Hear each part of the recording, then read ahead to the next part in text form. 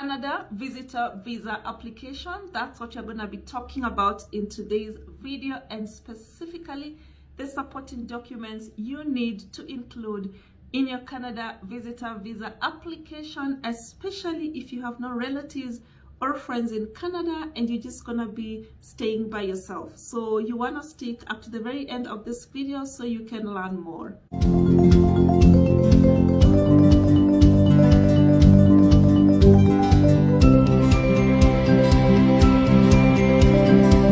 Hello guys, welcome back to the channel. If you are new here, welcome, karibu. My name is Eva Mtalii and this is Travel with Eva Mtalii, your #1 YouTube channel for all things travel, visas, living abroad, working abroad, and studying abroad. So if any of those topics sound exciting to you, you want to hit the subscribe button below, and once you have done so, please remember to hit the notification bell so that every single time I post a new video, you do not miss out. Without much further ado, let's dive in and look at today's topic. A couple weeks back, I posted a video on the temporary immigration policy in Canada that actually allows you to legally work in Canada with your tourist visa once you get a work permit. And as a result, I have been receiving a lot of questions around the Canada visitor visa. Eva, how can we apply for it? How can we get it? I don't have any relatives in Canada. So that's why I'm excited for today's video, because we are going to look at the Canadian tourist visa and specifically the supporting documents you need to include with your visa application. I am currently on the Government of Canada website, that is canada.ca, and we are looking at Canada visitor visa supporting documents for visitor visa applicant. These are the documents you need to submit with your visa application depending on when you're traveling to Canada. So you need to answer this question. So why are you visiting Canada? This is a tourist visa, so we are going to click on to visit as a tourist. Do you qualify for the fully vaccinated traveler exemption? Remember, you need to be vaccinated to enter Canada, so we're going to click yes. So we can find the documents you will need to submit with your Canadian visa application, as well as bring when you travel. So this is a tourist, fully vaccinated. So this includes both documents you need to submit when you travel as well as your visa application. We are interested in the visa application, so we are going to scroll down all the way to submit with visa application. So the first item here is your travel history. This is optional depending on whether or not you have a travel history, and this you submit with your visa application. So if you've traveled to Canada or to other countries, this can show that you've been able to get a visa in the past, and proof of this includes copies of previous visas in your passport. So you need to make a clear copy of one or more of the following as evidence, that is your previous passports and or visas you used within the last 10 years to travel outside your country. You can also submit copies of entry and exit stamps on your previous passports or current one, any study and or work permits that indicate your duration outside of your country, as well as any expired or valid visas. Item number 2 you're gonna need, this is also optional, but it's important to include it. That is your itinerary, which is basically documents that show how long you plan to stay and what you'll do while in Canada. So description of things you can include here are copies of any of the following flight details. So here is something else. When you want to get your visa, I would advise that you do not book any flights and pay for them until you have a visa at hand. And I have a video, I'm going to link it up here, where I share with you 7 different ways you can get a flight itinerary without first paying for it. So you want to check that video. I will also leave a link at the bottom. And then you can also show copies of any hotel bookings. Again, like the flight booking, I would advise you not to pay for any hotels until you get your visa. And so if you're wondering, Eva, where do I get a hotel booking? Find your way to booking.com and enter, let's say you're going to be in Toronto.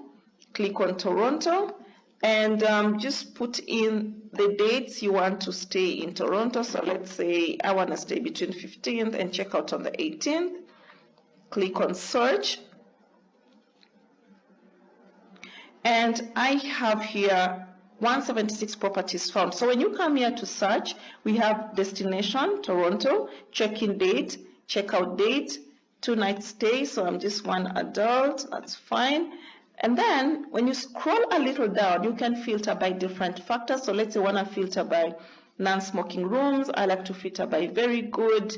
I like to filter also by free cancellation.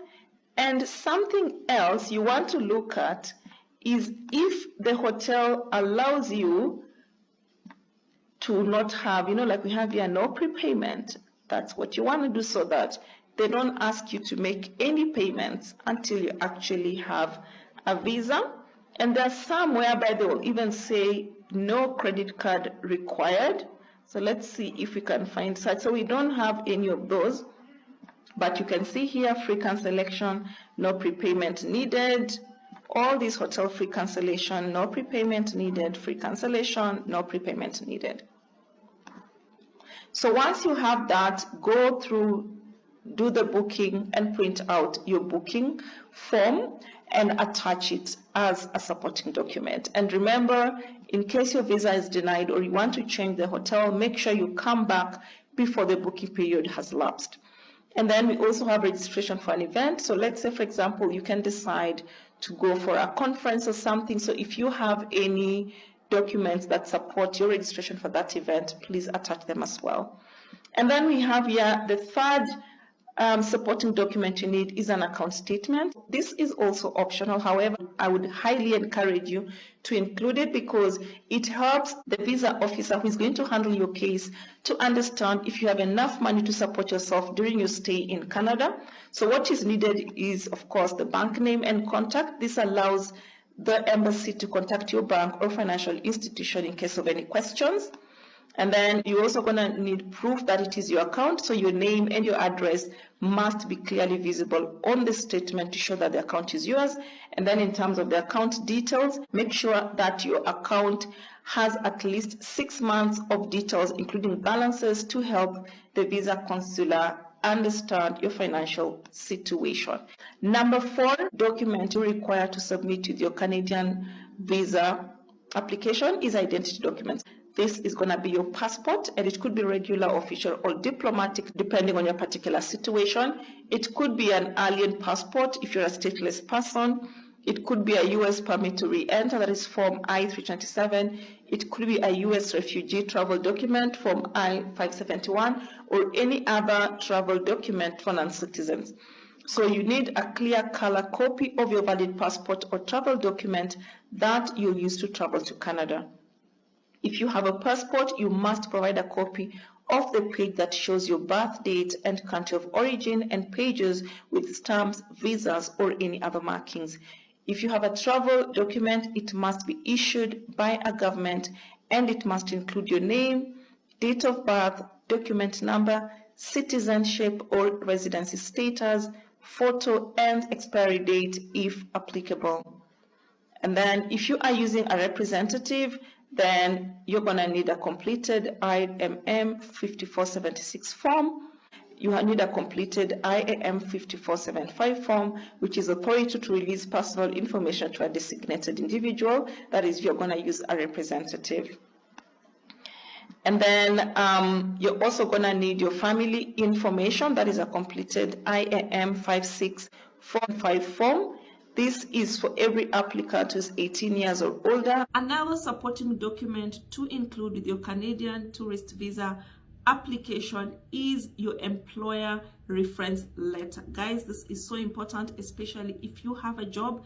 Make sure that the reference letter is on the company letterhead. And some of the things you want to make sure your employer includes is your name, your passport number, how long you have been with the company, what is your position, what is your salary, and make sure they explicitly state that from this date to this date, Eva is going to be on leave and she would love to visit Canada during this period, and she will come back to work for us at the end of her stay, and therefore we are in support of her visa application. You also want to include your pay slips, so make sure you include for at least 6 months, because the advantage of having your pay slip is that it's gonna support your bank statement. Because if, let's say, you've been earning a salary of 100,000, then there's going to be an entry in your bank account of the same amount. Make sure your pay slip is stamped with your company stamp, and that it is signed as well to show validity. You also want to include any tax returns that you have. So if you have been filing your tax returns, make sure to include those, because it's also going to show your salary and it's going to corroborate with your pay slip and how much is in your bank account. If you are a business person, make sure to include your copies of your business tax returns as well, copies of your business registration certificate, and any payments you have received, if it's on M-Pesa or if it's on PayPal or any other forms of payments you have been receiving. So something to take note of is that unlike other embassies like the US Embassy, for example, or other Schengen territories and countries, with the Canadian embassies, you do not get an opportunity to speak to a visa officer. You will fill out your application online, and then once you have all your documents, you send them by DHL or by any other courier company to the embassy. At least that's what happens in the embassy in Kenya. I'm not really sure about other countries. So that means that whatever information you provide to the visa officer is what they will solely use to make a decision on your application. In essence, therefore, you have to make sure that you include documents that answers any possible questions that the visa officer handling your case may be having. And that's why, in addition to the documents that are listed on the website, I highly encourage you to include a cover letter. So you want to stick around, make sure you subscribe to the channel, because in the next video we are going to be talking about what items to include in your Canadian visitor visa application cover letter, and I'm even going to share a sample cover letter with you. Well guys, that's it for today in terms of the Canadian tourist visa application supporting documents that are required. As usual, if you found this video helpful, please remember to give it a thumbs up by clicking on the like button below, leave a sweet comment below, and share it with all other people who might be interested in visiting Canada as temporary residents. Thank you for staying up to the very end of this video. I definitely look forward to meeting you on the next one. Bye guys.